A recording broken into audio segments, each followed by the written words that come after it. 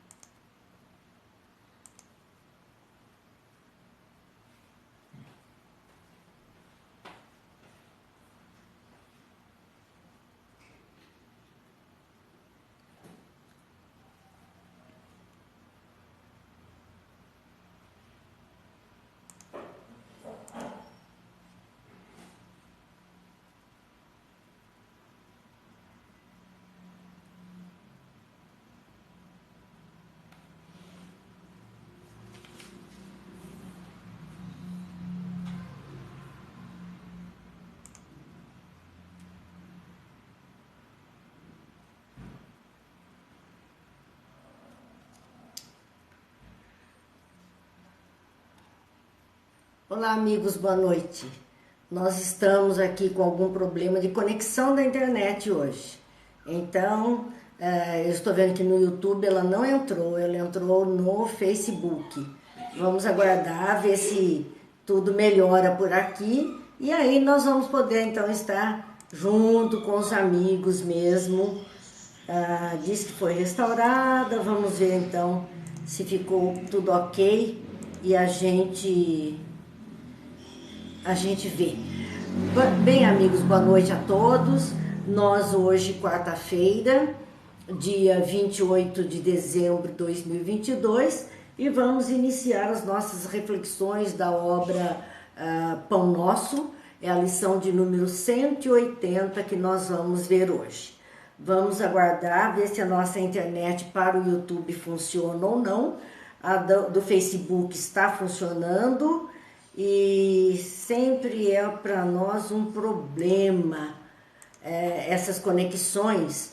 Com o tempo mais carregado, a gente sabe mesmo que fica difícil. E ainda, final de ano, muito movimento, pessoas se conectando o tempo inteiro, a gente sabe mesmo que dificulta a nossa conexão. Mas vamos fazer a nossa prece. E depois da nossa prece, continuamos a nossa conversação da noite. Pai de bondade, que a sua luz e a sua paz nos envolva, que as suas bênçãos, Pai, descendo sobre nós, ilumine as nossas consciências e apacente os nossos corações.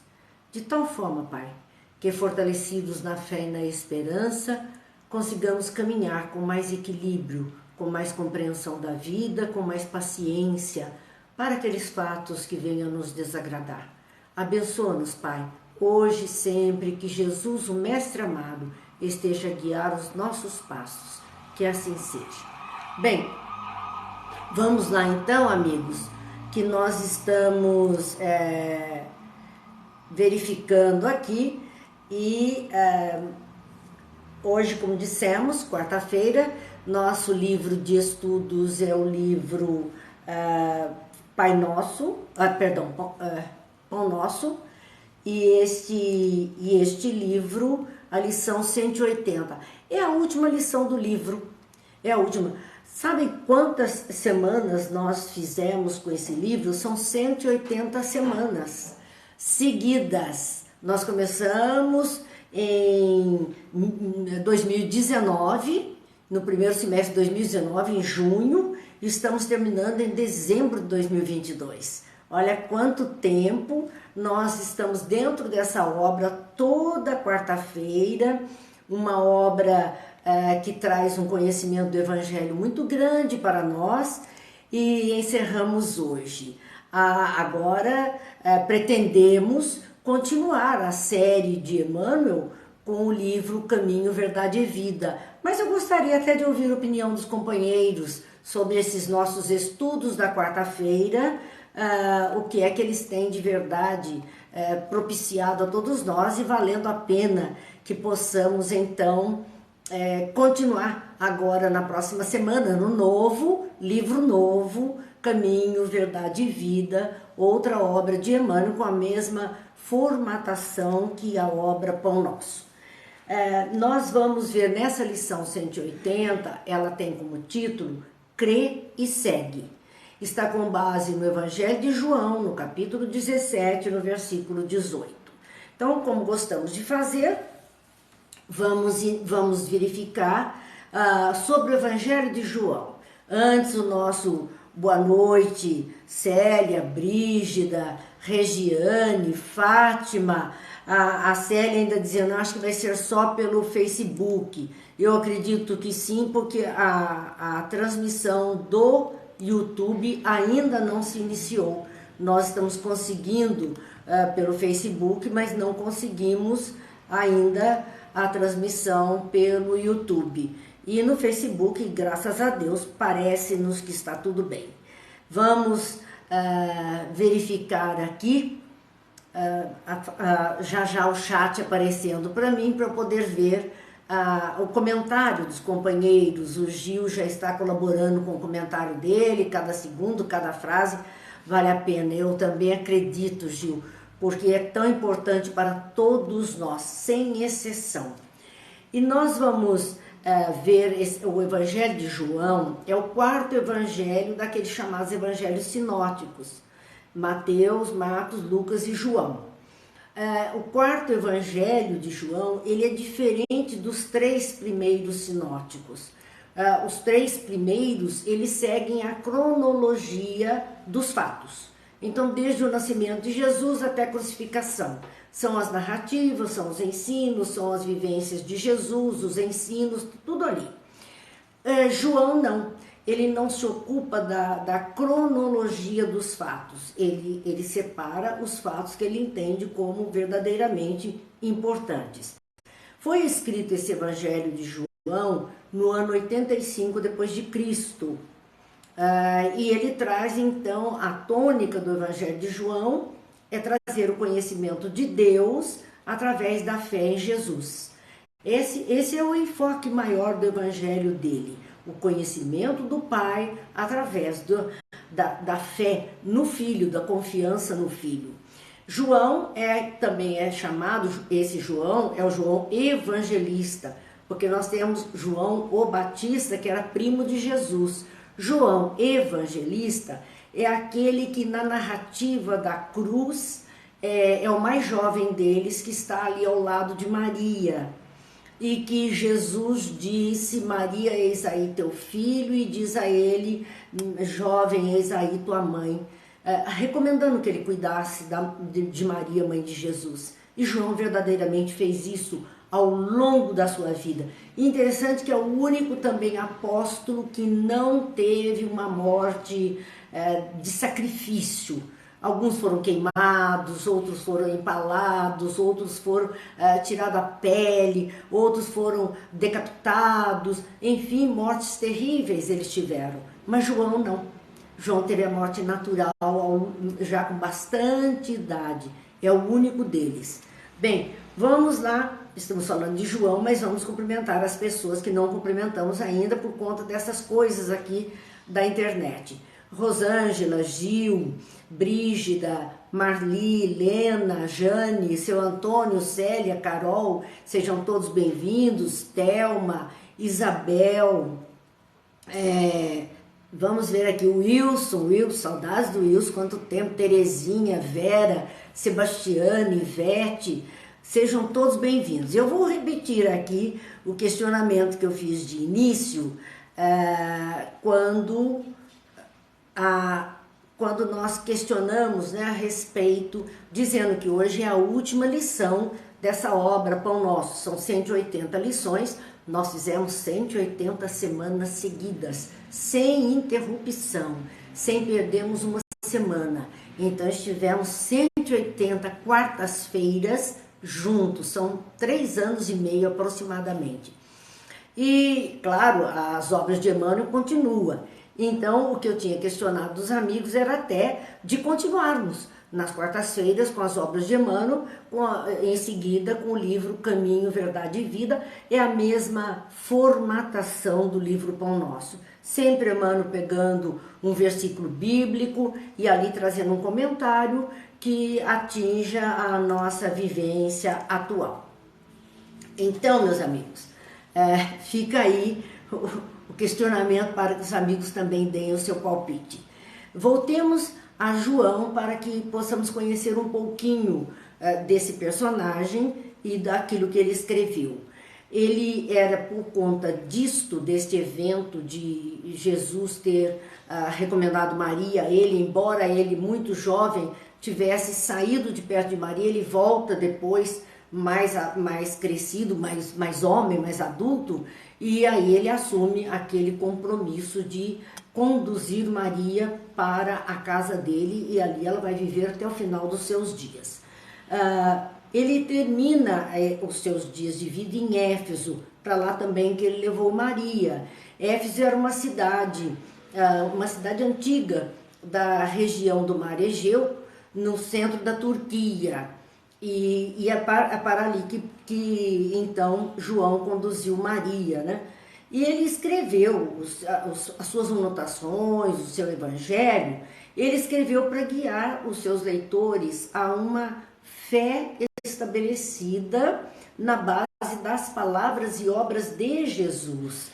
Ele queria mostrar, dar conhecimento de quem era Jesus e trazer todo o seu ensinamento àquelas pessoas, para ter como resultado desse benefício aquela condição que Jesus mesmo falou, tenhais, e que João repete, tenhais vida em seu nome.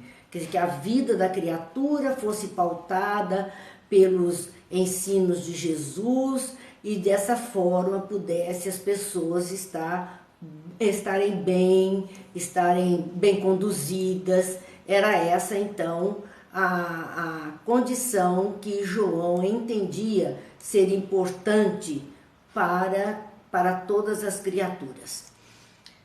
E ali continua então, para que a gente tenha esse conhecimento a refletir, como dissemos, João não usou nenhuma ordem cronológica. Ele, ao invés das parábolas familiares que os outros contam, é a parábola do bom samaritano, é a parábola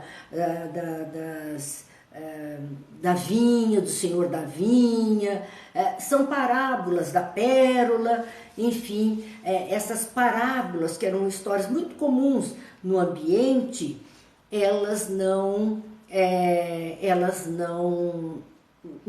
foram trazidas por João. João se ocupou dos discursos extensos. O seu evangelho são relatos, são fatos que ele registra. Ele não se prende às historinhas que Jesus contou com fundo de moral. Ele se ocupa em mostrar o trabalho de Jesus. E em lugar dos muitos milagres e curas que também, especialmente o Evangelho de Marcos, tem muito milagre e cura, João usa 7 milagres que ele escolheu a dedo mesmo para servirem como sinais. 7 ocorrências que ele daria como sinais, ou fosse da presença do Cristo, ou do final dos tempos, porque ele fala disso. Então, ele usa isso. E o ministério de Jesus gira em torno, no Evangelho de João, de 3 Páscoas. Lembram-se que nós falamos que Jesus, sempre ouvimos isso, né? Que é dos 30 aos 33 anos, foi o messiato dele, foi a época que ele esteve pregando. Ora, são 3 anos. Nos outros 3 evangelistas, eles narram uma única Páscoa, a final, onde Jesus vai ser preso, onde vai ocorrer toda a situação de crucificação, julgamento e crucificação do Cristo. João não. João, ele fala de 3 Páscoas, então ele vai falar de cada ano as ocorrências naquela festividade onde Jesus participou, né? Até uma já dizendo, vamos continuar os estudos de Emmanuel, vamos sim, Se Deus quiser nos permitir, a gente vai estar bem aqui. O Gil dizendo que esse estudo clareou, esclareceu a vida, a gente agradece isso porque é para todos nós. Somos necessitados desse encontro, isso é importante para as nossas vidas. E a Dilza dizendo que ela ficou lá no YouTube esperando, mas que não entrou lá, e não está entrando mesmo, Dilza. Eu não sei nem qual a razão de que hoje não está entrando. E se não está entrando, fazer o quê? Nós não temos como fazer diferente, não é verdade? Nós não temos como. Então ele vai ficar aqui e depois a gente passa para o YouTube essa gravação do Facebook. Tomara que os outros também que estão lá lembrem-se de mudar. A gente sempre recomenda isso. Se aqui estiver ruim, corre para lá. Se lá estiver ruim, corre para cá. E assim nós vamos tentando driblar a internet na transmissão. Bem, seguindo então, existe uma fala de Jesus que é só João quem registra. Por isso que diz que é uma fala joanina, porque é de João. Aquele eu sou a luz do mundo, eu sou o pão da vida. Essa expressão eu sou, que existem até grupos não é de autoajuda, mas é de promoção mesmo, chamado I am. Existe um grupo de pessoas com pensamentos usando essa frase de Jesus, né? Eu sou, I am. Então eles vão seguir com esse reforço, né? Eu sou, dá uma importância, dá uma força, levanta a moral. E é só João, é uma expressão que ele mesmo registra de Jesus. E nos seus evangelhos ele mostra esse estado também pré-existente de Jesus. Isso é muito importante, de Jesus com Deus. Tanto que ele diz, antes que o mundo fosse, ele era. Ele está dizendo que Jesus já existia antes do mundo, que ele já estava com o Pai, ele já era o Espírito Crístico ao lado do Pai, que iria assumir aquele planeta em formação. Então ele diz, antes que o mundo fosse, ele era. Depois ele reforça, e o Verbo se fez carne e habitou entre nós, falando de Jesus como um ser extraterreno que se vestiu da carne para estar conosco. Então são essas colocações que João traz a respeito de Jesus, da sua divindade e da sua encarnação, a sua essência como espírito e a sua encarnação. E ele apresenta Jesus como esse único filho, o seu filho unigênito, o seu filho. Ele fala dessa ligação muito intensa entre Jesus e o Pai Celeste, mostrando que era o filho bem amado, o filho mais capacitado que Deus permite que esteja conosco. Então, e mostra qual foi a missão de Jesus ao vir à Terra. Primeiro, a de se colocar como o Cordeiro de Deus. E o Cordeiro de Deus significava aquele que se colocou em sacrifício para a salvação dos outros.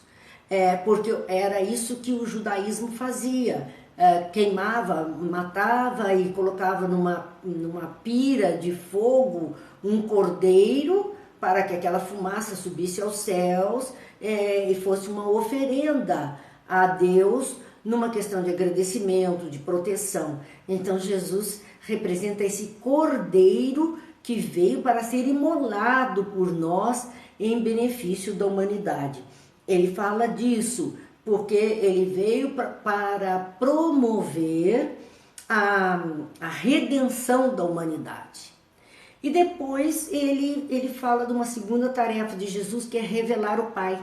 Tanto que a primeira fala de Jesus às criaturas, ele diz, né, bem-aventurados pobres de espírito, porque eles serão chamados filhos de Deus, eles herdarão o reino dos céus, ele adentrará o reino dos céus.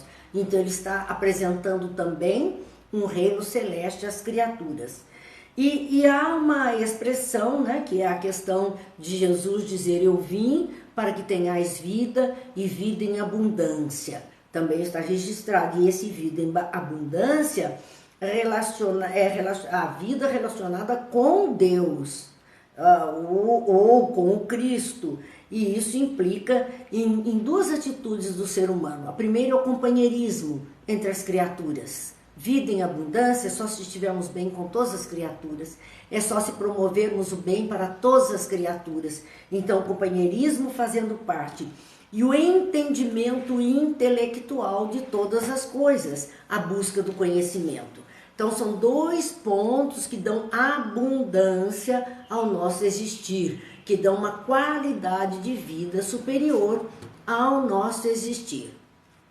E assim, nós vamos ver, dentro desse capítulo 17 do Evangelho de João, dos versículos 1 ao versículo 26, é uma oração de Jesus por seus discípulos. É toda uma prece que Jesus faz ao Pai pelos seus discípulos, por todos aqueles que estão ali com ele, participando daquele evento natural. E ali, então, no versículo 1, que inicia esse capítulo 1, nesse versículo 1 onde Jesus abre esta fala dizendo: Pai, é chegada a hora, glorifica teu Filho, para que também o teu Filho glorifique a ti. Então ele inicia esse capítulo 17 falando da sua hora, do momento que ele estava vivendo, que se aproximava o final da sua jornada terrena, da sua tarefa. Então ele diz: Pai, é chegada a hora, glorifica teu Filho. É como que abençoa, enaltece, fortalece, enche de energia o teu Filho, para que o teu Filho, assim assistido, possa glorificar a ti, possa mostrar a sua grandeza também. E no versículo 15, ele diz, quando ele está fazendo a prece pelos seus discípulos, sabendo que em breve ele partiria, e ele diz assim no versículo 15: não peço que os tires do mundo, mas que os livres do mal. Ele não pedia que Deus tirasse os discípulos dele do mundo, ou seja, livrasse os discípulos do Cristo, o verdadeiro cristão, da vivência na terra. Ele não pedia o isolamento, a separação, não os tires do mundo. Nós estamos no meio dessa humanidade terrena, às vezes deslocada, às vezes mais tranquila, com 1000 ofertas de vida, de situação de vida. Então Jesus pedia: não os tires do mundo. Porque qual é o valor que há para o soldado que não vai à guerra, quando ele é todo o tempo preparado para a guerra?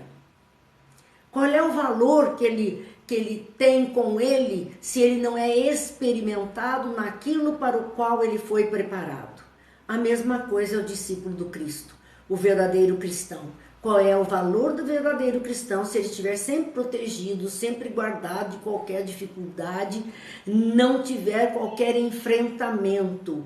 O valor está no enfrentamento, em sair vitorioso sobre as condições que se fazem presentes em nossa vida. Então ele diz: não os tires do mundo, mas que os livres do mal. E livrar do mal não é só no sentido da proteção para os cristãos, para os verdadeiros discípulos do bem. Não é isso, não. Não é só essa proteção, essa barreira protetora, porque se assim fosse, muitos não estariam sofrendo dificuldades que a vida material oferece. Então, esse livrai-os do mal é do mal que pode nos corromper, da queda, do deslize da própria criatura diante de tantas ofertas de facilidade. Por isso Jesus falou em porta larga e porta estreita. Fácil de passar pela porta larga, Difícil passar pela porta estreita, porque nós temos que deixar muitas cargas para fora para conseguirmos passar.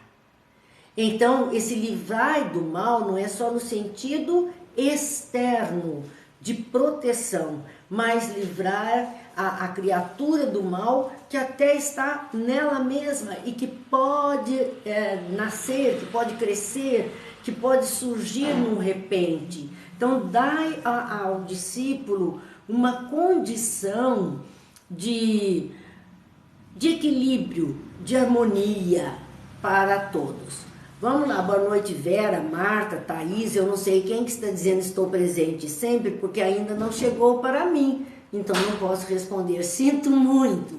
Alguém está comentando, Isabel, boa noite, sejam todos bem-vindos, Yara, boa noite, Júlio, estou vendo alguns dos amigos, mas não sei quem está postando, vamos aguardar um pouquinho, que a coisa aqui está mais lenta mesmo. Mas, voltando então às nossas reflexões, no versículo 15 ele dizia, não peço que os tires do mundo, mas que os livres do mal. E em seguida ele dizia, não são do mundo, como eu do mundo não sou. E aí nós temos duas interpretações. Claro, o discípulo do Cristo, qualquer um de nós, não é do mundo, nós não somos do mundo, nós somos espíritos criados por Deus na espiritualidade e estamos no mundo terreno para este aprendizado. Não somos do mundo, nós estamos no mundo, assim como Jesus também esteve no mundo. É uma escola, estamos aqui matriculados, estamos aqui realizando o nosso progresso, o nosso aprendizado.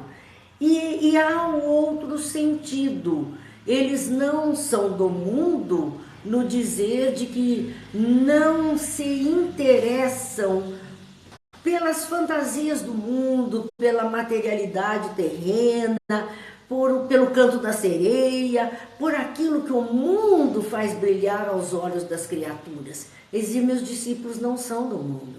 Eles não têm esse tipo de interesse, assim como eu não sou, quer dizer, eu não tenho também. A ele foi ofertado tanta coisa, naquele relato de que ele fica 40 dias no deserto e ele é tentado por Satanás, esse é o registro bíblico. O que Satanás oferece a ele? Oferece o poder, oferece o dinheiro, oferece o reino, mostra a Jerusalém, diz, você pode governar tudo isso pode ser seu. Nós, morro ventando, eles entendiam ser então o melhor. Vamos lá que nós vamos deixar na transmissão direta, vamos ver se vai melhorar, porque a travada também chegou aqui. Mas a gente vê isso, né? Se oferecer para determinadas pessoas algum cargo, algum poder, elas não pensam duas vezes em aceitar. E Jesus não aceitou.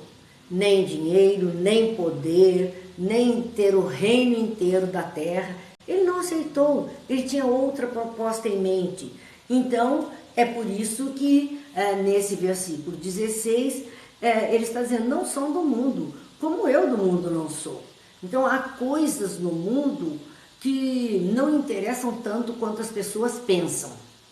Né? As pessoas pensam que isso é muita beleza, e o outro assim, não, para mim não faz diferença, para mim não precisa tudo isso. E as pessoas até estranham esse comportamento, estranham escolher o menos quando poderia escolher o mais. As pessoas estranham, mas é isso mesmo, E no versículo, então, 17 do capítulo 17, diz, santifica-os na verdade. Santifica esses discípulos, esses cristãos que não são do mundo, na verdade. Mas onde estaria a verdade para estes? A tua palavra é a verdade. Então, aquilo que nós temos como registros de ensinos, das leis de Deus, isso é a verdade. Para aqueles que optam por seguir os ensinamentos de Jesus. Essa é a verdade. Aquilo ali é a regra, é a lei a ser seguida. E ele diz, santifica-os na verdade. Nós já vimos que a qualidade de homens santos é a qualidade de homens cumpridores do bem, cumpridores da lei do amor. Esses são os santificados, como são assim chamados. E o versículo em pauta que Emmanuel traz é o 18 desse capítulo 17, e que diz nessa sequência, assim como tu me enviaste ao mundo, também eu os enviei ao mundo. Então, dizendo que Deus mandou que ele viesse. Havia um momento na evolução terrena que ele precisaria se fazer presente, talvez para dar novos rumos, ensinar novas coisas, então ele deveria estar presente. E ali, ele diz, assim como eu vim ao mundo e vim com tarefa, a tarefa de ensinar, a tarefa de ajudar, a tarefa de mostrar o caminho do bem, eu também os enviei ao mundo. Quer dizer, ele mesmo disse aos discípulos, vai, leva a palavra, leva o ensino. Então, eu também mandei que eles fossem para o mundo. Ele era o porto seguro. Claro que todos queriam estar perto dele. Imagine se não, se ele era o porto seguro. Mas não podemos ficar sempre no porto seguro. O testemunho não é ali, o testemunho é lá no meio da confusão. Então, ele disse, eu também os enviei ao mundo para que faça o melhor, testemunho melhor, dê o exemplo do melhor e leve a melhor palavra.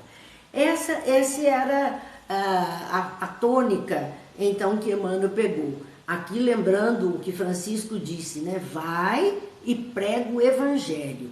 Se necessário, use palavras. Então, São Francisco já alertava que pregar o evangelho seria verdadeiramente com atitudes cristãs. Se fosse preciso, leva a palavra que ilumina, que esclarece, mas que as atitudes, os exemplos falam mais alto.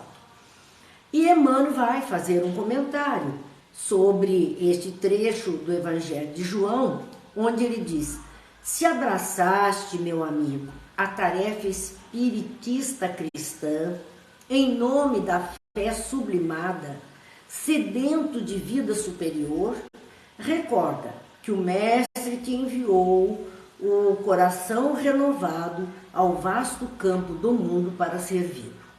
Então ele já começa com uma condição, se você abraçou, se você escolheu a tarefa espiritista cristã, se você escolheu esse caminho, se você optou por esses ensinos em nome da fé, sedento da vida superior, de uma qualidade de vida melhor ao desencarnarmos, de um bom lugar no mundo espiritual, recorda que o Mestre te enviou o coração renovado ao vasto campo do mundo para servi-lo.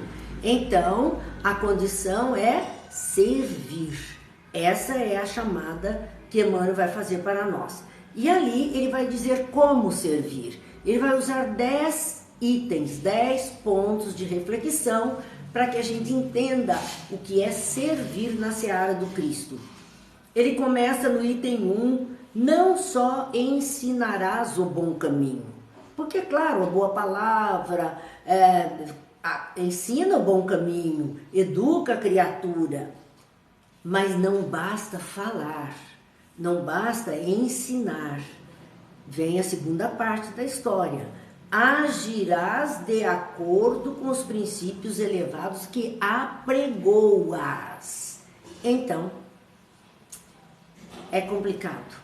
Quanto mais soubermos, a quem muito for dado, muito será cobrado, disse Jesus. Aquele que mais tem, mais lhe será dado. Ele disse isso.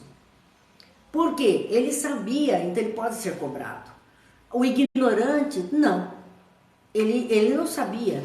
Ele agiu na ignorância. Então, isso, não vai só ensinar o caminho. Entenda que você precisa agir de acordo com o que está ensinando.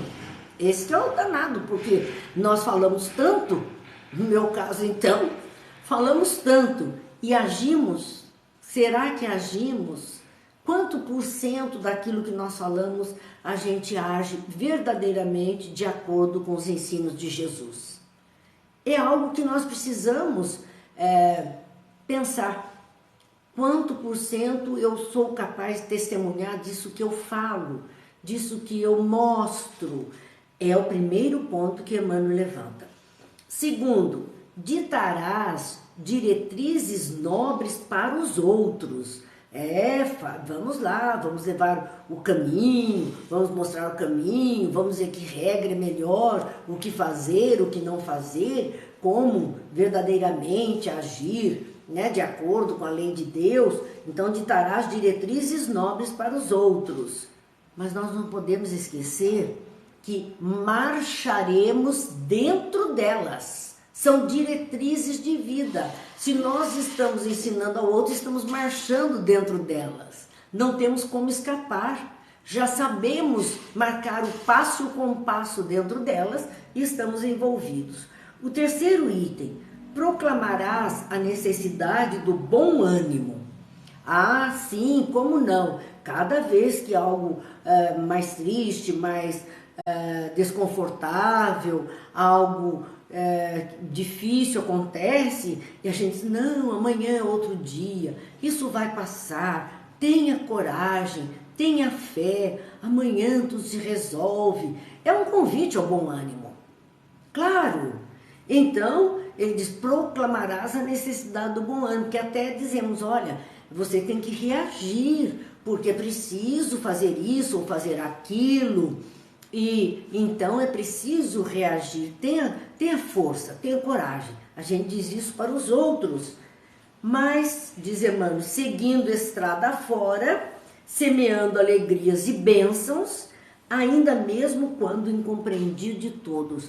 Nós vamos proclamar bom ânimo, mas não podemos esquecer que vamos levar pedradas, que vamos ter confusão, que vamos muitas vezes sofrer as fake news da vida, as mentiras, os enganos, sabe, a maledicência, a incompreensão das pessoas que não entendem por que viver uma vida com esse tipo de ação, a incompreensão. Então, você fala que o outro tem que ter bom ânimo, não se esqueça que você está na estrada, onde tem alegrias e bênçãos, mas também pode ser incompreendido de todas as criaturas e vai ter que ter bom ânimo para seguir. Não pode desistir. Não pode. Nós vamos ver um exemplo quando Paulo ele está na sua missão, na sua jornada, nas primeiras igrejas, e claro, ele leva essas pedradas, né, as dificuldades da vida aparecem, e o ânimo desaparece da vida dele. E ele está lá desanimado, acabunhado, quando aparece o espírito, Abigail, que era a noiva dele, tinha sido noiva dele. E Abigail conversa com ele, questionando por que ele estava naquela condição. E ele falou, imagine, os maus tratos, a incompreensão, e o que ele deveria fazer, o que ele podia fazer. E ela disse, ama. E Paulo então sai, tá bom, é para amar, vamos lá, né? Volta, enche o gás outra vez, vamos lá. E saiu disposto a amar tudo e todos, mais paulada, mais pedrada, mais dificuldade. E lá volta Paulo totalmente desanimado, desacreditado, desencantado, e novamente Abigail aparece para ele. E ele fala, você me mandou amar, eu saí aí disposto a amar tudo e só levei chumbo das pessoas, só levei pauladas, pedradas, literalmente falando, porque jogavam pedras mesmo. E aí ela disse assim, trabalha, quer dizer, não para, trabalha. E ele saiu disposto, agora vou trabalhar, vou fazer, vou acontecer. Mas ele não via resultados imediatos do trabalho que ele estava realizando. E isso foi levando Paulo novamente para um estado de tristeza. E então ele ele novamente cai naquela depressão e ela surge. E ele reclama: você me falou para trabalhar, eu tenho trabalhado tanto, dia e noite sem parar, e não vejo resultado do trabalho, parece que não adianta nada o que eu estou fazendo. E ali então ela diz: espera.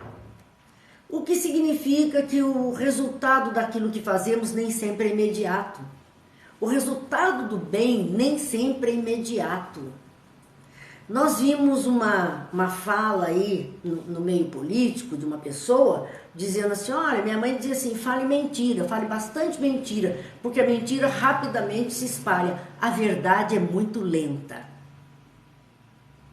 E essa pessoa tem então é expert em mentira, em enganação, porque é mais rápido, a verdade é demorada. E aqui nós estamos vendo Paulo trabalhando, não vê o resultado e ela desespera, porque é demorado o resultado. E ele então se enche outra vez de coragem e espera, mas o resultado não é 100% o que ele esperava, e alguns ainda eram avessos a ele, e ele está triste por isso. E ela aparece novamente e diz a ele: perdoa. Então veja os conselhos de Abigail: ama, trabalha, espera e perdoa aqueles que não entendem, aqueles que ainda não conseguem ter a condição de compreensão das coisas. Continua amando, trabalhando, esperando e perdoando esses enviesados do caminho para poder seguir em frente a jornada. Se Paulo não tivesse ido em frente, nós não teríamos o cristianismo nascente, nós não teríamos as igrejas que ele fundou e que fizeram surgir esse cristianismo que hoje nós aproveitamos para a nossa conduta de vida. Graças a isso.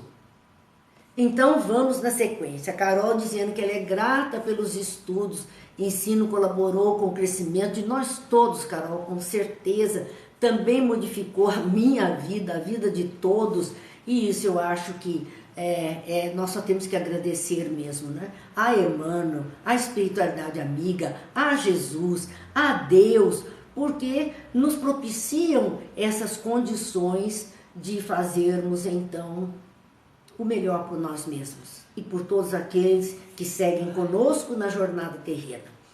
E ali, vamos para o quarto item, quando Emmanuel diz: não te contentarás em distribuir moedas e benefícios imediatos, porque na caridade, como nós vimos durante essa semana, a beneficência é mesmo a mais fácil, né? Distribuir moedas, distribuir benefícios, época de Natal, muita cesta básica, muita coisa, muito presentinho para crianças necessitadas. Às vezes é muito mais fácil fazer isso, né? Mas ele diz que o cristão deverá ainda dar sempre algo de si mesmo ao que necessita.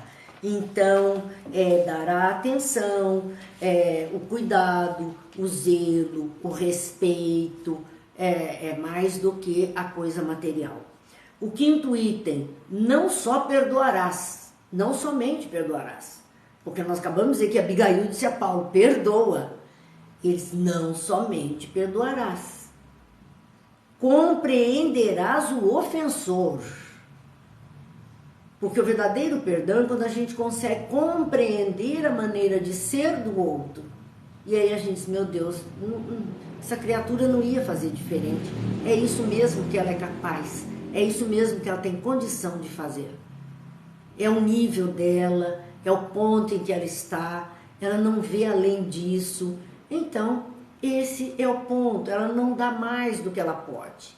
Então, compreenderás o ofensor, auxiliando-o a reerguer-se. Ele está num nível inferior. Se possível, vamos ajudar essa criatura de alguma forma para que saia desse nível no momento em que ele assim o desejar. Sexto, não criticarás.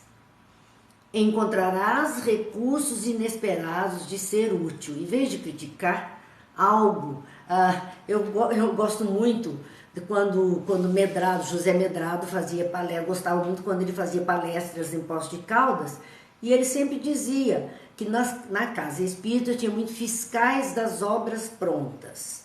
Nunca ajudavam o trabalho que tinham que fazer. Tinha lá um trabalho a ser realizado, essas pessoas não se apresentavam como voluntários para o trabalho. Mas quando o trabalho estava pronto, elas surgiam para dizer, nossa, mas olha, ali devia ser desse jeito, tal coisa devia ter sido feita assim. Então ele chamava isso de fiscais das obras prontas, porque vinham fazer a crítica. E não era uma crítica construtiva, porque se estivesse, se estivesse lá em loco e fizesse a crítica, gente, vocês estão pretendendo fazer assim, assim é melhor, essa é uma crítica construtiva, ajudando. Mas não, era depois de pronto criticar o trabalho alheio. Aurélio, que bom que você está conosco também, está em São José dos Campos, a gente fica muito feliz. E graças a Deus o seu ano difícil passou, sua saúde está bem e você está conosco. Graças a Deus, feliz ano novo para você também. A gente fica feliz da sua participação. E ele então continuava nos dizendo, não criticarás. Você vai encontrar recurso inesperado de ser útil. Em vez de criticar, observa o que pode colaborar para mudar, para fazer melhor, para ficar melhor aquela situação. Não deblaterarás, valer-te-ás do tempo para materializar os bons pensamentos que te dirigem. Não perca tempo com bate-boca, mimimi, nhen. Não perca tempo. Não perca tempo. Guarda esse tempo, vale-se do teu tempo para materializar os bons pensamentos que te dirigem. O tempo de bate-boca é tempo perdido, onde nada de bom se fez. Então o convite é, não parta para esse caminho. Espere a situação, o momento, o ponto em que você possa fazer alguma coisa boa e ponto final. Não disputarás inutilmente, porque fica muitas vezes brigando por qualquer coisa, numa disputa sem fim. Não disputarás inutilmente, porque a disputa boa é quando ela é útil. Mas inutilmente, quer dizer, não vai servir para nada, não refresca nada, não muda nada e a pessoa fica ali brigando. Não disputarás inutilmente. Encontrarás o caminho do serviço aos semelhantes em qualquer parte. Não precisa brigar. Vamos pensar numa organização social, num reduto de uma igreja, de um templo, de uma congregação. Então tem lá aqueles trabalhadores que são mais atuantes, estão na linha de frente, estão ali trabalhando, e muitas vezes tem aqueles que ficam disputando, querendo aquele lugar, querendo ocupar aquele cargo, querendo fazer aquele trabalho que o outro está fazendo. E ele diz, olha, bobagem sua, não dispute, você vai encontrar o caminho do serviço aos semelhantes em qualquer parte. Se não for naquele reduto, vai ser em outro. Se não for naquela casa, vai ser em outro. Se não for naquele grupo, vai ser em outro. Se não for naquele dia, vai ser em outro. Mas sempre vai haver o que fazer. Em algum lugar, alguém precisa da sua ajuda. Não fique brigando inutilmente quando não vai resolver nada. Muitas vezes a pessoa fica ali marcando passo, se afundando naquele negativismo todo, e há tanto trabalho a ser feito, tanta coisa boa que a gente pode fazer. Então, a gente tem que pensar isso. O Gil dizendo, o que não acrescenta, descarta. É aquilo, Gil, que meu avô dizia, Tem hora que penso, tem hora que eu dispenso. Então não serve, dispensa logo, não arruma confusão, porque não vale a pena. Não vale a pena. Vai para o item, então, de número 9. Não viverás simplesmente no combate palavroso contra o mal. Porque é fácil, né? Nós dizemos, fulano devia ter feito desse jeito, devia ter combatido dessa forma, devia ter tomado tal providência, sempre assim, né? Esse é o palavrório que nós fazemos contra o mal. Imagine aquele lugar, tanta maldade ali, deviam tomar essa providência, deviam tomar. E daí, o que você está fazendo para ajudar? A questão é essa. A questão é essa. Nossa, tem tanta gente na rua, tanta gente pedindo aí nos sinaleiros, deviam tomar providência. Qual é a providência que você está tomando? Levou algum para sua casa? Ajudou de alguma forma a que aquela pessoa entrasse numa instituição que pode ajudá-la e conduzi-la no caminho do bem? De alguma forma foi olhar se essa criatura onde mora, o que faz, se podia ajudar de algum jeito? Então, é mais ação e menos omissão. Então, Emmanuel chama a atenção dizendo, né? Não viverá simplesmente no combate palavroso contra o mal. Ele não está dizendo que a gente não tenha esses combates, não tenha esses discursos, não leve a sério isso. Claro que é para levar a sério, claro que precisa ser falado, precisa ser discutido, muitas coisas desse tipo. Mas ele diz, não viverás simplesmente disso. Não viverás simplesmente disso. Reterás o bem, semeando-o com todos. Estende o benefício. Orienta, faz o bem, leva alguma coisa, mostra um caminho, aponta uma possibilidade de trabalho, de estudo. É importante. Algo importante que eu sempre entendi que deveria ter, não vi ainda, não tive a chance de ver numa casa espírita, mas acho que deveria ter, porque é um ambiente que eu frequento. O outro frequentaria a igreja, o outro frequentaria o templo, o outro frequentaria o terreiro, não importa, mas eu não vi ainda na casa espírita, por exemplo, um painel, um cartaz com precisa ser. Vamos dizer, faxineiro, precisa de pedreiro, precisa de um carpinteiro, de um eletricista. Entra em contato em tal número assim. E em paralelo, alguém oferecendo os seus trabalhos. Apresentando-se ali para um trabalho. Se alguém precisar de quem faça um jantar, de quem faça uma costura, de quem pernoite com um doente no hospital, entra em contato. Eu acho que é um meio que nós temos, é como um balcão de emprego, mas é um meio que nós temos, porque no nosso próprio meio religioso, dentro das nossas congregações, nós temos pessoas passando dificuldades e tendo qualidades que podem ser aproveitadas em trabalho digno. E temos pessoas que precisam do trabalho daquela especialidade, daquele profissional e não sabem que ele está ali naquele meio. Então é algo que nós poderíamos fazer para ajudar os outros, ajudando-nos mutuamente, nos oferecendo para algum trabalho. Então nós temos que pensar um pouco mais sobre esses fatos.